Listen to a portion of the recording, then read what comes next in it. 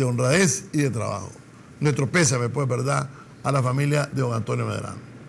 Voy a ir a unos breves mensajes comerciales y hoy voy a hablar con el doctor Humberto Vélez sobre el tema quizás para mí más importante de este país, que es el tema de la educación. Sin educación, este país no va a salir adelante. Ni que vengan 100.000 millones, ni 400.000 millones, ni 100, no, mientras este país no tenga como meta gobierno, empresa privada, sociedad civil, los nicaragüenses en general.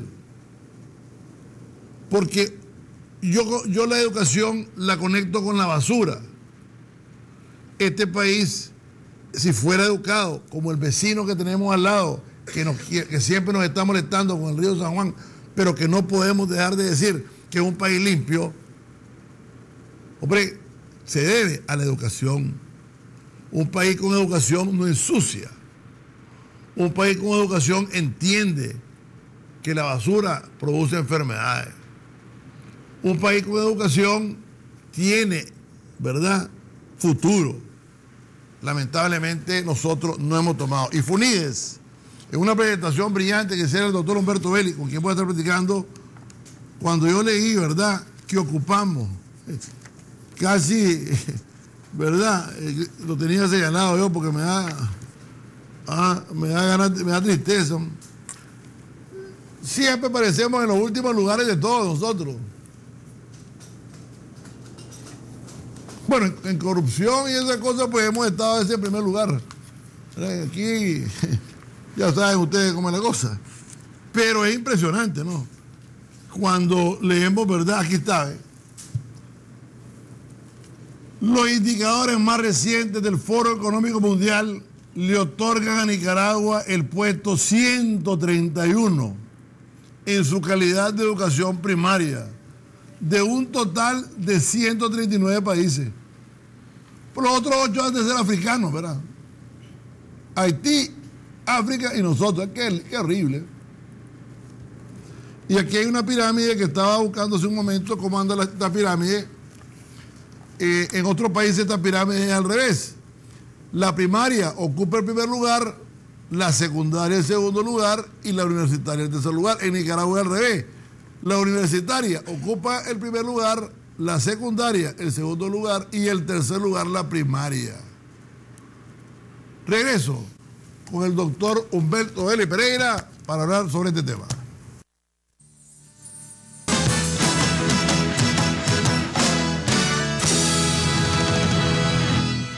Estamos aquí en su canal 23, canal de noticias, 99 en TV Claro y por supuesto este programa después en la página web danielolacabenvideo.com. Mi querido doctor Humberto Vélez Pereira, bienvenido. Bueno, felicitar a FUNIDES y a usted por este trabajo de educación que yo creo que debería este documento, vamos a sugerirle a FUNIDES que lo reparta masivamente para toda la gente que tenga interés en el tema de la educación, porque me parece que aquí hay una gran propuesta. La primera gran propuesta que ustedes hicieron y que me pareció muy bien, y quiero comenzar, quizás no, usted hablaba, doctor, en su exposición, y aquí, en mejorar las escuelas normales, que es donde se forman a los profesores. Comentábamos antes de entrar al aire que los profesores pues eran como antes un paradigma, ¿no? Uno llegaba de su casa a la clase, te encontraba un profesor de corbata, de saco, tanto en la primaria como en la secundaria, y vos mirabas a aquel profesor nítido, que era nítido y era exigente con uno. Por comenzar, digamos, por lo más sencillo, ya no digamos la preparación. Entonces usted hizo una propuesta ahí en esa posición que me gustaría que la compartiéramos con los televidentes. Con mucho gusto, Danilo. FUNIDES, para quienes no conocen plenamente la organización, es una institución privada que busca fomentar el desarrollo del país, un centro de pensamiento que lo que trata de hacer es analizar distintos aspectos para ver cómo promueve el desarrollo y el empleo y de esa forma retrocede la pobreza. Y tenemos el convencimiento de que un elemento fundamental para reducir el empleo, el desempleo y aumentar la riqueza del país, hacer retroceder la pobreza, es mejorar la educación. Países como Costa Rica, por ejemplo, que han invertido en educación desde hace mucho tiempo, mucho más que nosotros, en proporción a sus ingresos, tienen un mayor desarrollo en gran parte porque han atraído muchas inversiones por la cantidad de gente preparada que tienen. Te voy a dar un ejemplo. En 1994, Intel, que es una compañía multinacional de microchips, de elementos para computadoras, estaban viendo dónde ponían una planta en Centroamérica o en América Latina, y estuvieron analizando distintos países. Encontraron que Costa Rica tenía un alto porcentaje de ingenieros, encontraron que tenía mucha población bilingüe y la calidad de los bachilleres, sobre todo en su dominio de matemática, era superior a la media. Entonces se establecieron en Costa Rica. Hoy Intel emplea directa e indirectamente a más de 30.000 personas. Creo que en forma casi directa emplea como 30.000 personas, el empleo indirecto es mucho mayor, y exporta más de $1.000 millones al año. Es la principal empresa en exportaciones de Costa Rica. Entonces, ese es un ejemplo de cómo cuando un país invierte en educación atrae empresas. Porque lo que va a sacar al país del desempleo en Nicaragua y lo que va a hacer retroceder la pobreza no van a ser ni las láminas de zinc, ni los chanchitos, ni la gallina, ni muchas otras cosas que le gustan a la gente pero que no le cambian la vida. Lo que va a cambiar la vida de Nicaragua es que invirtamos bastante en educación y que la mejoremos. Por eso entonces FUNIDES invitó a un grupo de personas que tienen mucha experiencia en educación a que pensáramos cómo podemos hacer para mejorar la educación de Nicaragua. Y llegaron personas como el doctor Ernesto Medina, la doctora Vanessa Castro, Melba Castillo, el doctor Telemaco Talavera, un grupo de personas muy buenos, Mario Quintana de los sindicatos, estoy dejando por fuera muchos más. Y durante varias reuniones estuvimos analizando qué se puede hacer, y de ahí surgió este documento que está disponible en la página web de FUNIDES, www.funides.com. En este documento analizamos, pues, en primer lugar, lo mal que está la educación en Nicaragua. Como decías vos, tenemos uno de los peores puestos en educación primaria en el mundo. Y luego entonces vemos cuáles son las medidas que deberíamos de tomar para mejorar la educación.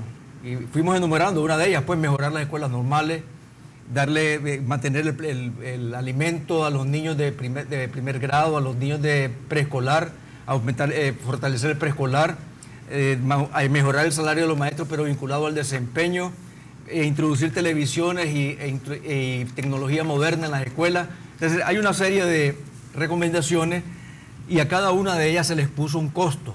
Se evaluó lo que iba a costar y dijimos, este programa que podría sacar a Nicaragua de su estancamiento educativo y lanzarlo hacia adelante, cuesta $100 millones anuales, aproximadamente. ¿Cómo podemos conseguir esos $100 millones? Y planteamos una serie, pues, de escenarios, de alternativas. Uno de ellos, por ejemplo, la contribución venezolana actualmente le da a Nicaragua el 2.9% que se dedica a educación, a entretenimiento y deporte.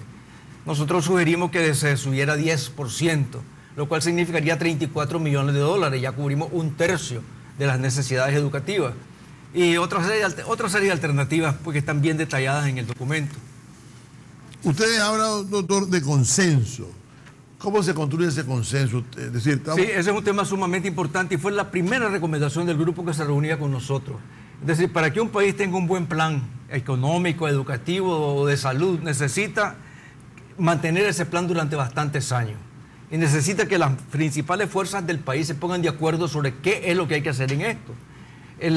A mí me decía un chileno, el secreto del éxito de nuestro país es que hemos tenido mucho consenso. Tenemos consenso básico sobre cómo manejar la economía, sobre cómo deben de ser nuestros cambios políticos, el respeto a la democracia, el respeto a la ley.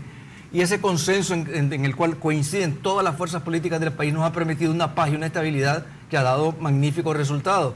Entonces, la educación es una siembra a largo plazo.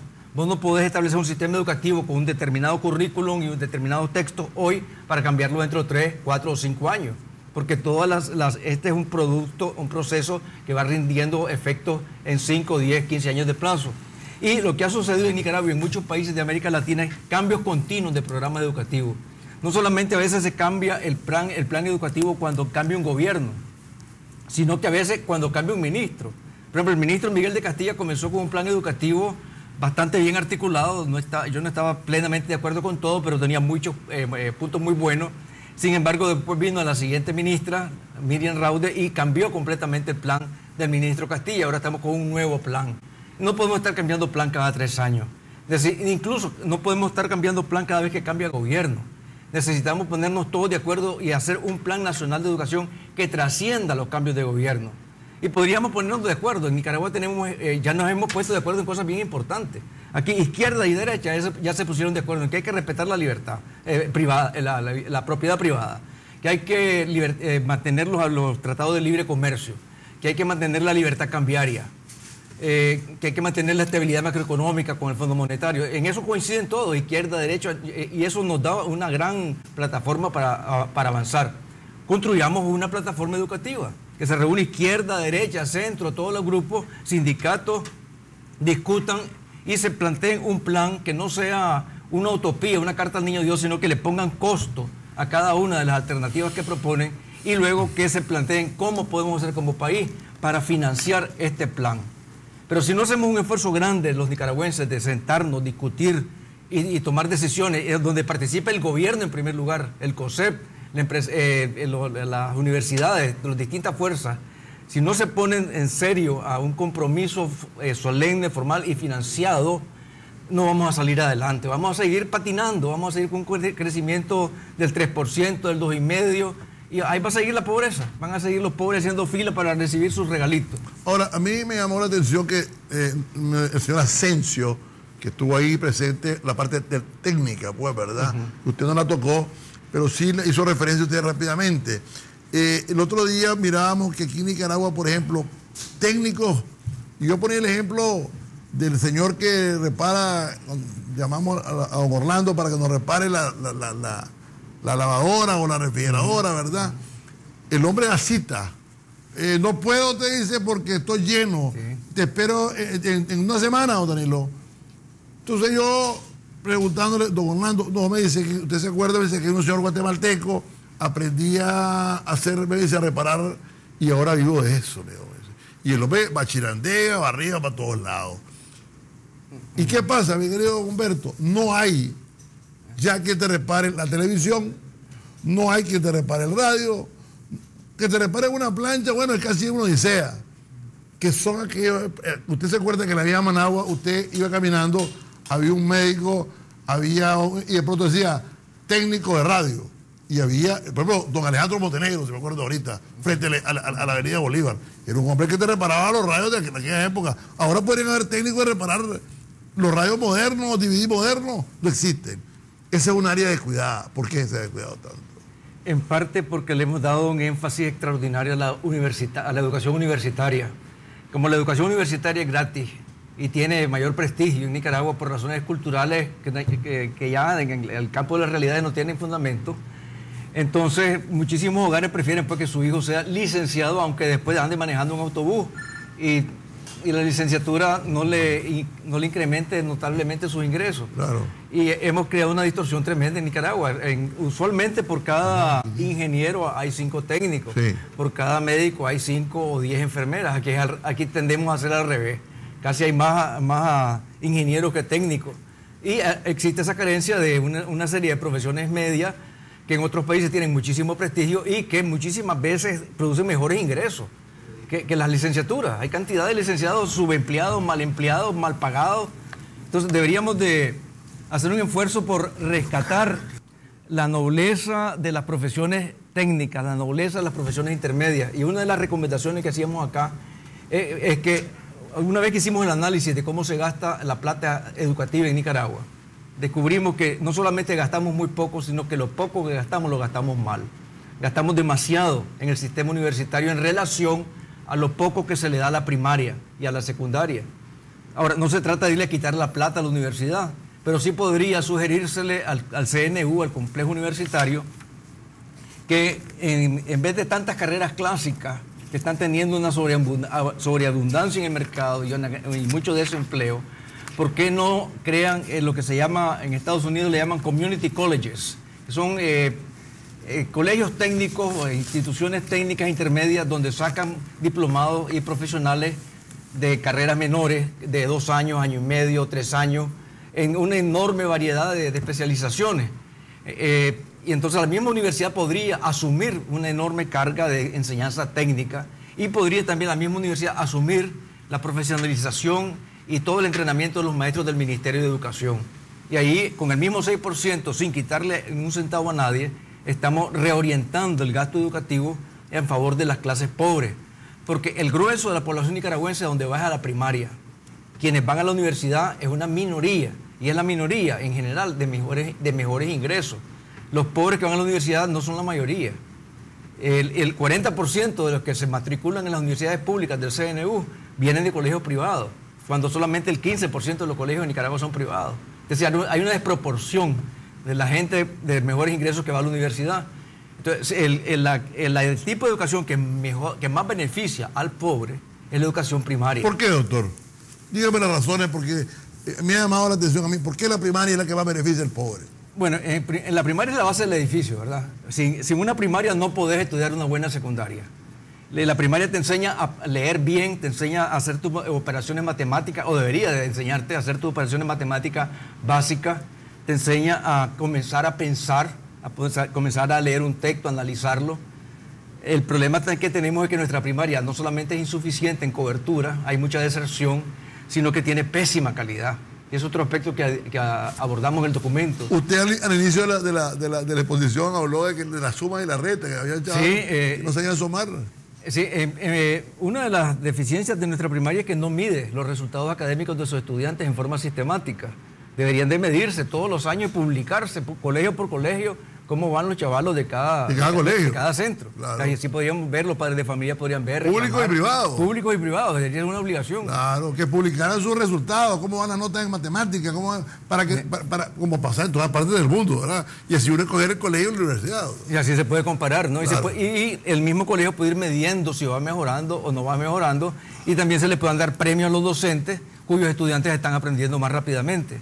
Lo que decíamos es que la calidad de primaria se manifiesta en pruebas que han hecho organizaciones internacionales. Hubo un estudio financiado por la Embajada del Japón que descubrió que aproximadamente el 80% de los niños de cuarto grado no pueden restar 16 menos 7.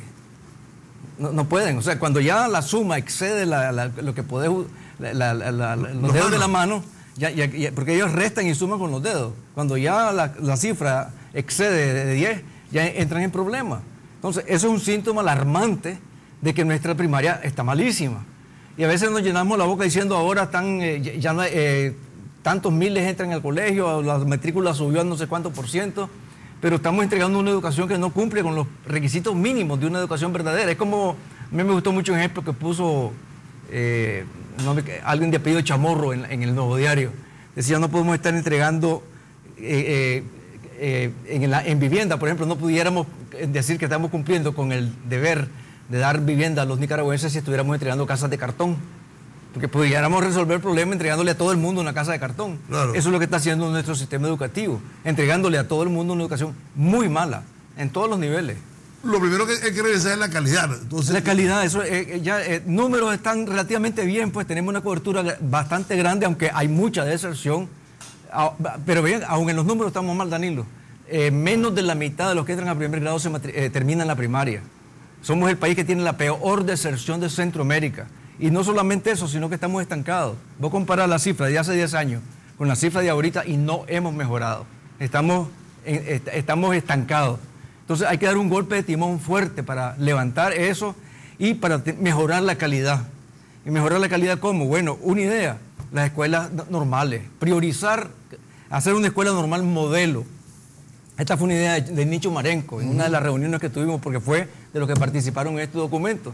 Él decía, ¿por qué el sector privado, un grupo de personas, vamos a hablar, dice, con Daniel Ortega, con Rosario Murillo, y digámosle, dennos una normal, vamos a invertir plata en el sector privado, vamos a poner los mejores profesores de Nicaragua y vamos a comenzar a sacar la mejor generación de maestros de ahí. Y vamos a nosotros asumir gran parte de los costos en vez de que lo haga el Estado. Entonces, ese tipo de ideas entre el sector privado y gobierno podrían dar excelentes resultados, porque la normal es la que está formando a los maestros y ahí comienza el problema. Si esa normal no es de calidad, y actualmente tenemos que admitir que no lo es, no podemos sacar buenos maestros. Y otra cosa que hay que hacer es también mejorar el salario de los maestros, pero vinculando las mejoras salariales a ciertas medidas de desempeño. Claro. Porque ¿cuál es el estímulo de un maestro que es bueno, que llega a dar todos los días su clase, no falla durante el año? sus hijos, sus niños, sus alumnos aprenden. Sin embargo, otro maestro que es bien faltón, que tal vez falta la mitad de las clases al año, cuyos alumnos no aprenden nada, gana lo mismo. La única diferencia entre el salario es que seas más viejo. Entre el más viejo ganas más, no entre seas mejor. Entonces, eso hay que cambiarlo también, hay que discutirlo con los sindicatos. Miren, vamos a aumentar estos ingresos, pero los vamos a vincular. Si tienen tanta falta, no pueden ganar el bono. Aquí estamos mal acostumbrando al pueblo con bonos gratis. Ese bono de los bachilleres debería haber sido una recompensa a los mejores bachilleres. Pero dar masivamente, pues, bonos sin tener en cuenta el rendimiento. Claro, hay que crear bonos que incentiven la calidad. A mí me acaban de mandar a preguntar, pregúntale al doctor Humberto Vélez, ¿y por qué dice el doctor Juan Bautista Rién que nuestro país está libre de analfabetismo? ¿Estamos libres de analfabetismo o nos falta mucho para estar libres de analfabetismo? Yo creo que si uno circula por la calle unos pocos días se da cuenta que está rodeado de analfabetos. A veces yo contrato que un jardinero, que un chofer, que una persona sabe leer, pues llegaste a segundo grado, léeme aquí y les cuesta. O sea, yo creo que hay un mito. Se han hecho esfuerzos meritorios por bajar el analfabetismo adulto, pero si vos tenés hoy día la situación en que el 20% de los chavalos te desertan en los primeros 3 grados, tenés 200.000 niños fuera del sistema escolar, y aquí está la estadística. De esos 200.000 niños que están fuera, que salen de la primaria, el 70% no han cursado el segundo grado, no han cursado ni segundo grado. Sí. Entonces, ese no aprendió a leer y escribir, ese es un futuro analfabeta. Si querés eliminar el analfabetismo, hay que cerrar la llave que lo está produciendo, que es la deserción en primaria. No tiene sentido estar gastando un montón de dinero para ir a alfabetizar a gente de 30 años cuando los niños de 8, 9 y 10 están saliéndose de la escuela. ¿Cómo no? Permítame ir a unos breves mensajes comerciales y regresamos con este tema de la educación, que a mi juicio, ¿verdad?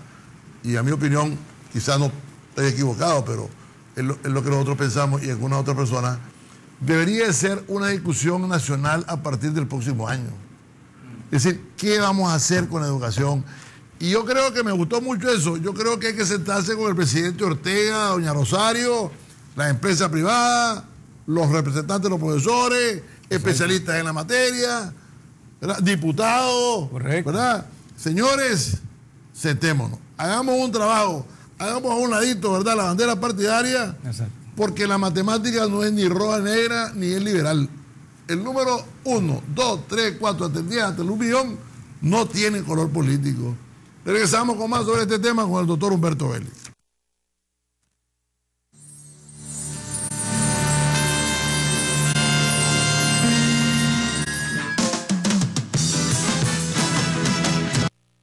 Estamos aquí con el doctor Humberto Vélez. El doctor Humberto Vélez me llamaban y me decían unas personas, escuelas vocacionales, ¿verdad? Por ahí quiero comenzar. Escuelas vocacionales. ¿Se acuerda usted que antes de la escuela vocacional? Llegaba uno a secundaria, había un momento que el que quería ser técnico, se iba a las escuelas vocacionales. Y el que no seguía estudiando bachillerato. Ese es un tema. El otro tema que le quiero tocar, me decía una persona que me escribe, se lo voy a leer textualmente porque a mí me gusta leer lo que la gente me manda a decir. Y es verdad lo que me dice. Antes, en todos los cuadernos de matemáticas encontraba las tablas de multiplicar.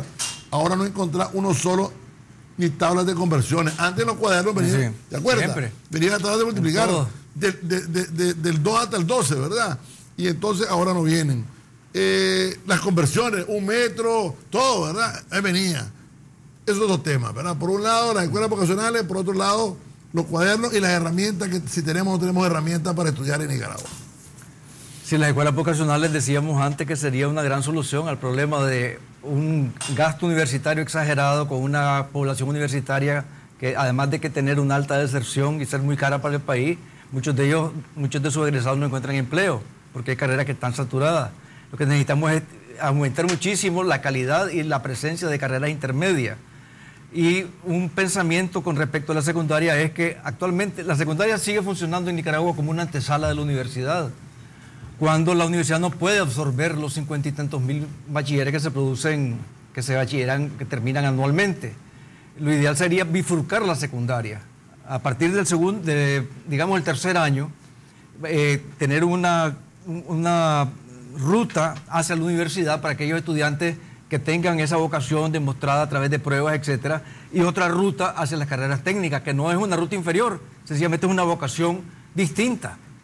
Hay personas inteligentísimas que tienen vocación. Voy a poner dos ejemplos de millonarios: Steve Jobs, en paz descanse, y Bill Gates. Se salió de la universidad y se fueron a su casa a un garaje a trabajar. Otro ejemplo, pues, que me tocó de cerca, lo conocí, fue el fundador de la Pizza Domino, Tom Monaghan, que fue el que financió Ave María College en Nicaragua y la sigue financiando. Ese multimillonario. Pasó un año en la universidad y salió, no pudo terminarlo, no pudo. Él quería estudiar arquitectura y jamás lo logró. Y luego puso una empresa de pizzería extraordinaria. Entonces, debería de enseñarse en el bachillerato, debería haber una bifurcación, pues dos rutas, una ruta hacia la universidad y otra ruta hacia el mundo laboral, hacia el mundo técnico, hacia el mundo de carreras medias, donde deberían de enfatizar en inglés, porque ahora el inglés ya no es una conveniencia, es una necesidad. Para muchísimos empleos, para los call centers, para mil cosas. Aumenta muchísimo las posibilidades de ingreso a hablar inglés. Y también enseñarle emprendedurismo, que puedan poner empresas, que les guste la iniciativa privada, el invertir, el analizar sus costos. Y también que se familiaricen con las técnicas de computación moderna. Si esos tres elementos, inglés, emprendedurismo y computación, se meten fuertemente en un ramal de la secundaria, eso va a crear muchachos con mucha mayor capacidad de ser productivos. Ahora, las herramientas, ¿cómo andamos de libros en Nicaragua? Uno de los aspectos más tristes es, por ejemplo, en la ausencia total de libros en secundaria. En secundaria desde 1995, porque en 92, 91, 92 la AID al gobierno de Nicaragua le dio textos para primaria y secundaria. Luego terminó ese programa y ya nunca más se volvieron a imprimir textos de secundaria. Entonces, ¿cómo va a salir un muchacho bien preparado de secundaria si no ha tenido libros en sus manos? O sea, nosotros una buena parte de lo que aprendimos era porque teníamos maestros, otra parte por lo que leíamos. Las dos cosas se complementan. Y nos obligaban a copiar artículos de los libros. Y nos obligaban también a hacer resúmenes, a hacer reportes de capítulos. Así es. Eso es una herramienta indispensable del aprendizaje y no tenemos financiamiento de los textos en secundaria. Le voy a contar Tal vez gastaríamos 3 o 4 millones de dólares al año. Así es. Incluso pues con lo que se gastó ahorita en el bono de los bachilleres, se le podría dar textos a la mitad de los niños de secundaria. Ahora, le voy a decir un cuento que hay un testigo viviente. La Fundación 1 con el doctor Jaime Ince regalaron 4.000 libros, ¿verdad? De ciencia y toda cuestión. Lo repartieron a profesores. Muchos de los libros aparecieron vendidos en el mercado oriental. Profesores, no estoy hablando de estudiantes, ¿verdad? El doctor Inser fue a colegios, a lugares, les daba la clase, les daba la charla a los profesores. ¿Y cuál fue el susto? Que esos libros regalados, una gran parte apareció vendido, ¿verdad? Y no, ese es un tema grave. Es grave, porque hay profesores apóstoles, pero hay profesores que son vivianes, gente que tiene... y parte del problema es que no se les mide el desempeño. Porque el profesor, por ejemplo, en las zonas rurales los profesores fallan a veces más de la mitad de las clases del año. Y sin embargo no hay profesores que sean castigados, despedidos ni demovidos porque no asistieron, no fueron a dar sus clases. Entonces, si un sistema no premia, no incentiva la calidad y no castiga la deficiencia, lo que está haciendo es atraer a los oportunistas. Esa es la realidad. A la gente que no tiene verdadera vocación. Y el que es bueno se va de Nicaragua. Sí, el que es bueno se va a otras cosas. O se va a otra profesión que le paga mejor o se va a hacer otra cosa. Ahora, la otra cosa, usted me dio en el estudio, ¿lee el nicaragüense, el chaval, el joven? ¿Lee o no lee? Lee poquísimo y cada vez lee menos. Eso es otra tragedia, pues en parte por la televisión, en parte por el Nintendo, en parte por el celular. Se distraen demasiado con cosas que no son libros.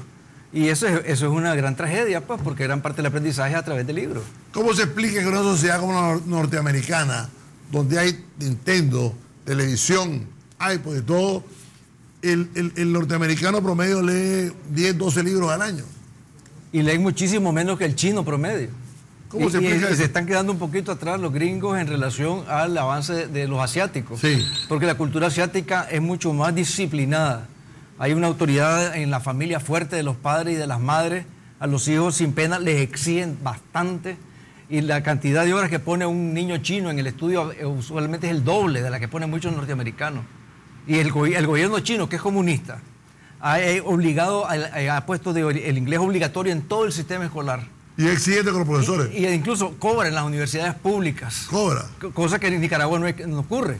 Es que, doctor, usted que estudió en universidades y lo que sabemos como los norteamericanos, el gobierno de los Estados Unidos le presta y te dice, hay financiamiento para que estudies en la Universidad de Harvard, pero me vas a pagar, brother.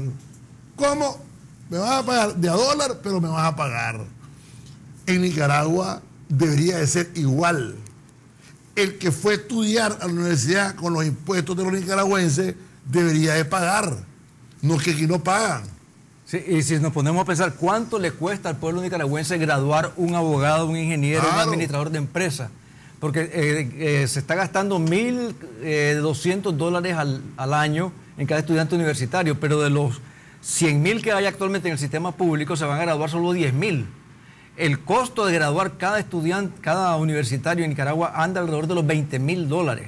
Entonces, ¿de dónde salieron esos $20,000? Porque a veces dicen, que los pague el Estado. Sí, si sí. el Estado no tiene plata propia, el Estado lo que hace es agarrar los impuestos que pague el pueblo y alguna ayuda externa y gastarla. Pero no es plata propia. Entonces, ese dinero viene de los bolsillos de los nicaragüenses. Sería justo lo que vos decís, ¿no? Que el que se graduó, una vez que ya encuentra empleo, comienza a repagar por lo menos una parte de lo que él estaba, de ese beneficio que ha recibido. Claro.